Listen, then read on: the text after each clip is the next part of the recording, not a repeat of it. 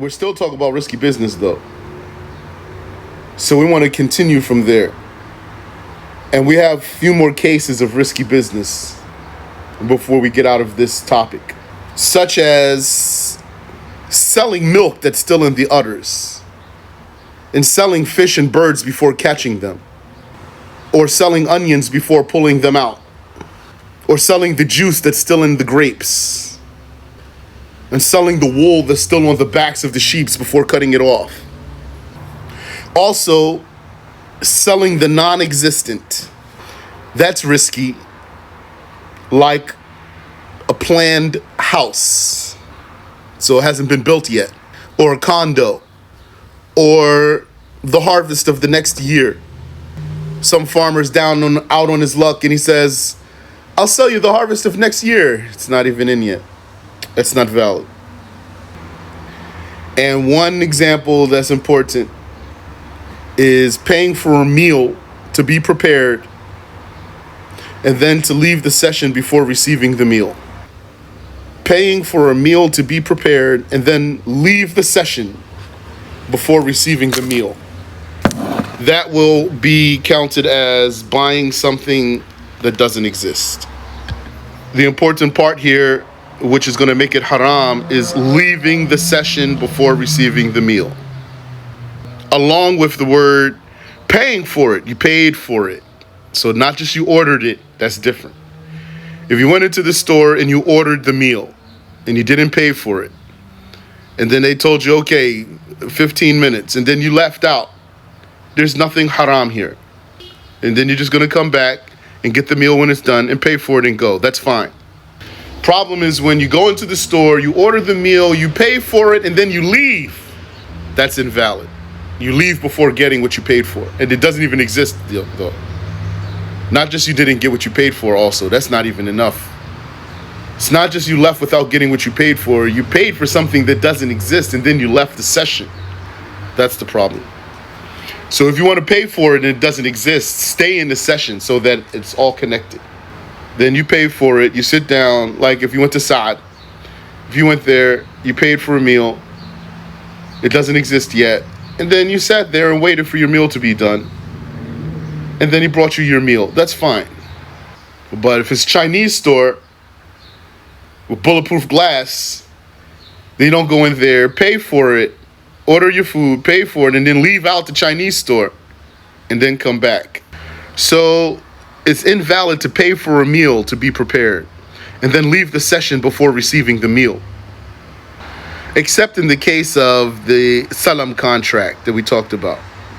Although salam contract doesn't allow it doesn't accommodate selling cooked food. You can't sell cooked food by a salam contract. It's just a salam contract, as we said last week, that's the type of deal where you can pay for something it doesn't exist. It's valid though. This is the type of deal where you can buy something that doesn't exist. So it means you're saying to the person, all right, paying you now for 20 pounds of silk, for example, or cotton, for example, to be delivered to me at such and such time here at this location. That's valid, as long as all the conditions of the salam contract are fulfilled. Nor can you buy what's undetermined. Like, I now sell you one of my 3 cars. So you can't say, I accept. Not to that statement.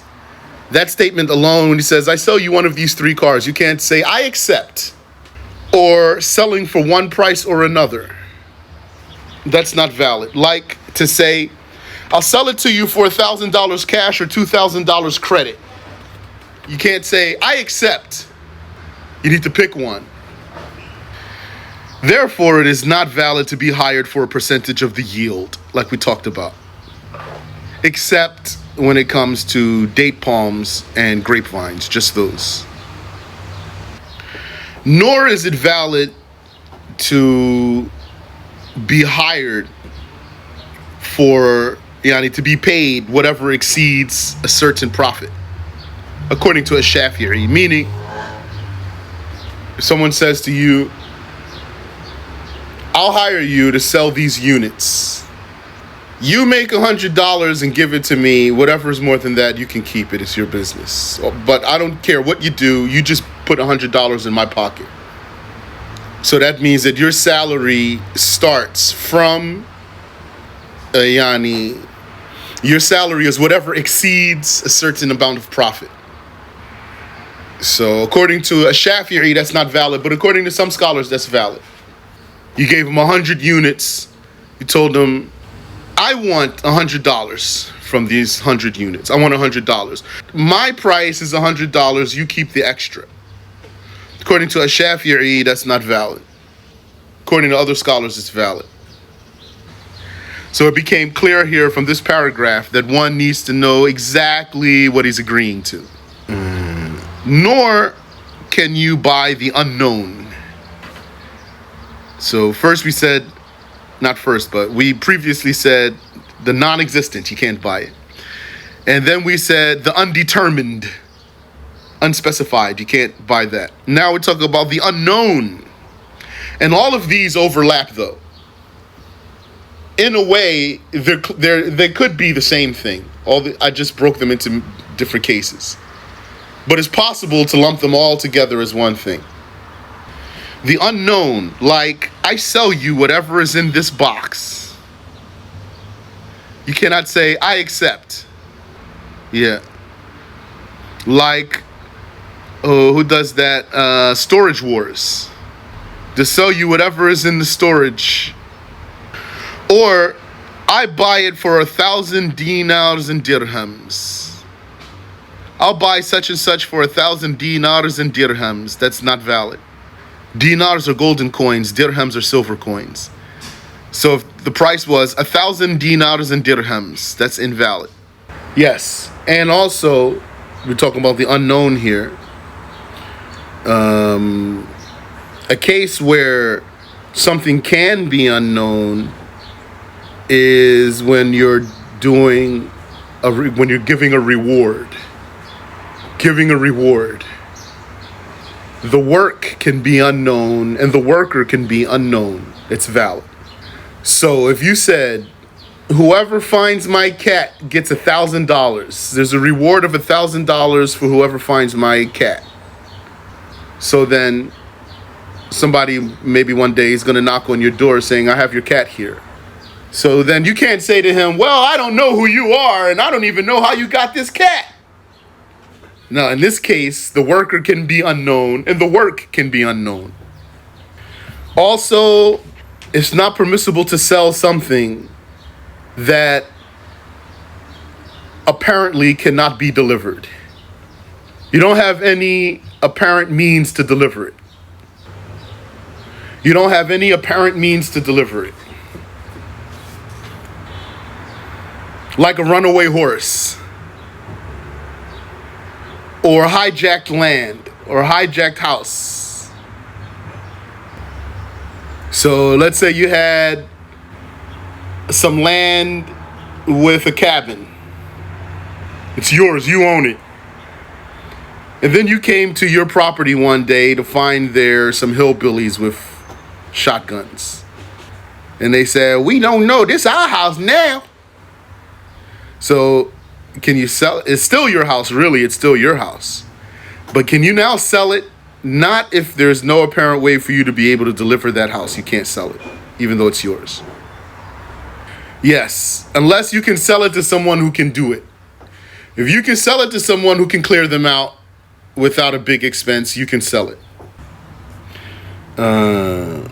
So you cannot sell what's apparently undeliverable, like a runaway horse or hijacked land, unless you sell it to someone who can retrieve it without a great expense.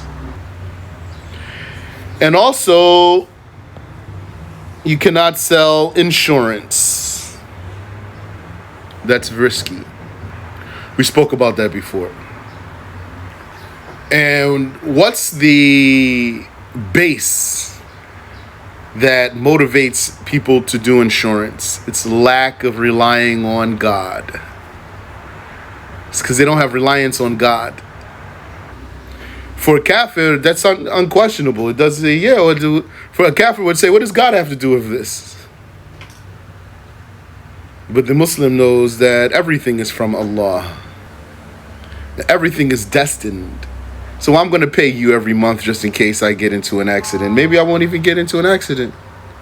Or if I got into an accident, maybe Allah will provide for me so that I can take care of it without having been paying you for the last 10 years. And we said, if you're doing a salam, sale, advance payment sale, it can't be a rare item like a big pearl. A big pearl can't be a rare item for the salam, advanced payment sale. That's too risky. It can be something that's normal, like getting some wood or getting some wheat or rice or something like that, or getting some animals, for example, not a big pearl. Also, selling a debt for a debt, we talked about that. That has many scenarios. Selling a debt for a debt has a number of scenarios. So one of them we covered already, when in this case of delivery. When delivery is an integral part of the deal, you're paying up front for something that needs to be delivered to you later, then you need to pay up front, because if you don't, you'll be paying, it'll be a debt for a debt. And that's risky. You cannot sell a debt for a debt. And there's another case of a debt for a debt, very important, which is hiring an agency. When you hire an agency, yani you hire the business, that means you're not hiring any person in particular.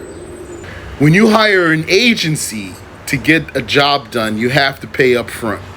So what does that mean? Or what does that imply? What that implies is, if you're hiring an agency, that means for sure you're going to have to talk to someone. You need to talk to some human being to get the contract started. But this human being you're talking to is not the one that you're binding to do the work personally. Rather, he's guaranteeing for you that the work will get done. He's not guaranteeing that he's going to do it. He's guaranteeing that it'll get done. That's because you're not paying anyone in particular to do the job. So that means then they owe you. They're basically saying, we agreed to get this job done for you, but no one in particular is going to do it. We're not agreeing that anyone in particular is going to do it, but we are agreeing that we'll get it done for you. Now that's a debt right there. So that's why you got to pay them up front, because if you don't pay them up front, it's going to be a debt for a debt. So when you hire an agency, then you need to pay up front. If you hire an individual, they might call themselves independent contractor, let's say. All right. Let's throw that word away for now. If the deal is that he's the one doing the job, then Yani, if the deal is that, no, I didn't agree that you can bring in somebody else to do this job. You call the guy up, you say, hey, I just came onto the site here and I found Rodriguez here. Who's this guy? You might say, that's my worker. Your worker? What are you talking about? That's not the type of deal we're doing here.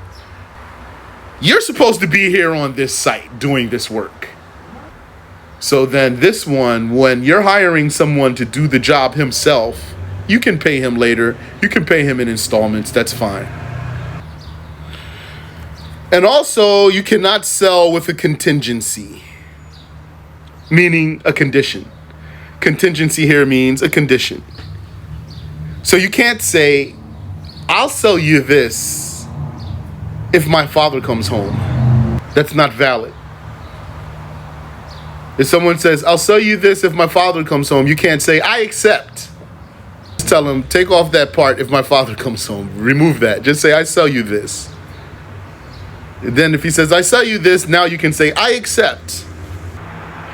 And then one last thing that we already mentioned actually, which is, you can't sell something before you receive it. Either you receive it or your proxy receives it for you. Unless you want to sell it back to the seller at the same price. That's the only way you can sell something without receiving it. The only way you can sell something without receiving it is to sell it back to the seller at the same price. Because that basically means you canceled the sale. And of course he has to accept. You can't force him to buy it back from you. The Prophet sallallahu alaihi wasallam said to Al-Hakim ibn Hizam, do not sell anything until you take hold of it. And so also, same thing, you can't rent something without receiving it first. You can't rent something without receiving it first. Just like you can't sell it before you receive it. You can't rent it before you receive it. And receiving depends on the item. There's 3 cases. If it's something that you can take it in your hand, like a book, then receiving it is by taking it in your hand. If it's not something that you can merely take it by your hand, but you can relocate it, then receiving it is by relocating it from the property of the seller. Like a car, or a refrigerator, or a small boat. And if it's something that you can't relocate it, like a house, or a piece of land, or a big ship, then receiving it is by the original owner clearing it out and making way for the new owner. He clears it out and he hands over the keys, and he doesn't stop the new owner from anything, from accessing it. And lastly here, you cannot stop a buyer from receiving what he bought, even if he paid by credit. That means he didn't pay you yet. Even if he didn't pay you yet, but you did the sale, now he owes you. His name is in the books. He has to come back and pay. You cannot stop him from taking what he bought, even if he didn't pay for it yet. As long as you did the contract validly, you can't stop him from taking it. Wallahu a'lam. We'll stop there.